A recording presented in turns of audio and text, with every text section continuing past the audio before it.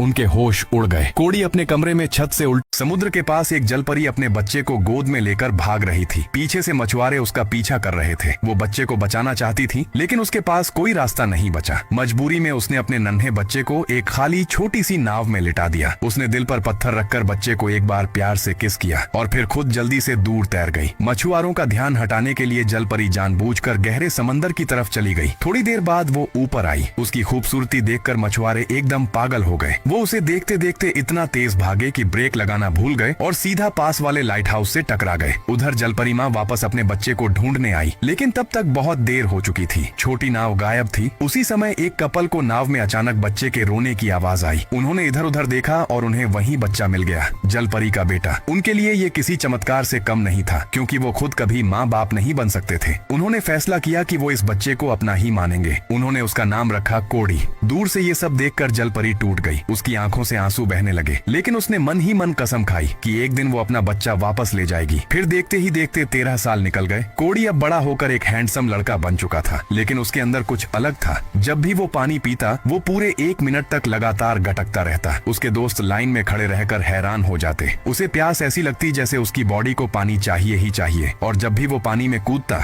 उसे ऐसा लगता जैसे वो असल में वहीं का है। वो पानी में इतनी तेजी से तैरता कि खुद उसे यकीन नहीं होता। कभी कभी उसके हाथों की उंगलियों से हल्की हल्की बिजली भी निकलती, लेकिन कोड़ी इसे अपना वहम समझकर टाल देता। लेकिन उसके 13वें बर्थडे पर उसके दोस्त जेस ने कुछ देख लिया। कोड़ी के हाथ पर छोटे छोटे स्केल्स उगने लगे थे। कोड़ी ने ध्यान दिया कि जब भी उसका शरीर पानी छूता है, स्केल्स निकल आते हैं, और जैसे ही पानी सूखता है, वो स्केल्स गायब हो जाते हैं। जेस को लगा ये कोई पुरानी नस्ल वाली चीज हो सकती है, जैसे एटाविज्म टाइप। उसने कोड़ी को अपने घर बुलाया ताकि वो थोड़ा रिसर्च कर सके। जेस के घर में हर तरफ जलपरी की मूर्तियां थीं। कोड़ी को ये थोड़ा अजीब लगा, लेकिन उसने ज्यादा ध्यान नहीं दिया। उसे ये नहीं पता था कि जेस का बाप वही मछुआरा था जिसने कभी उसकी असली माँ का पीछा किया था। जैसे ही उस आदमी की नजर कोड़ी पर पड़ी, उसे एक अजीब सा अपनापन महसूस हुआ, जैसे वो इसे पहले देख चुका हो। कोड़ी ने जब जलपरी वाली कहानियों के बारे में पूछा, तो उस आदमी ने एकदम पक्का बोल दिया कि उसने अपनी आंखों से जलपरी देखी है और वो पिछले 13 साल से उसे ढूंढ रहा है। वक्त बीतता गया और फिर कोड़ी 18 साल का हो गया। उसके साथ और भी अजीब बातें होने लगी। जब भी वो किसी लड़की को पसंद करता और गलती से उसे छू देता, उसके शरीर से हल्का सा करंट निकल जाता। एक बार तो एक लड़की के बाल तक स्टैटिक से ऊपर उठ गए। कोड़ी को समझ ही नहीं आया कि ये क्या हो रहा है। उसे लगा शायद वो ज्यादा स्पाइडरमैन देख रहा है, लेकिन अब उसके हाथों में एक अलग ताकत भी आने लगी थी। उसकी पकड़ दिन ब दिन मजबूत होती जा रही थी, जैसे उसकी मुट्ठी में कुछ भी टूट सकता हो। उसी दौरान नीचे उसके माँ बाप ने उसकी चीख सुनी। वो मदद मांग रहा था। वो भागकर ऊपर पहुंचे तो जो देखा, उनके होश उड़ गए। कोड़ी अपने कमरे में छत से उल्टा लटका हुआ था।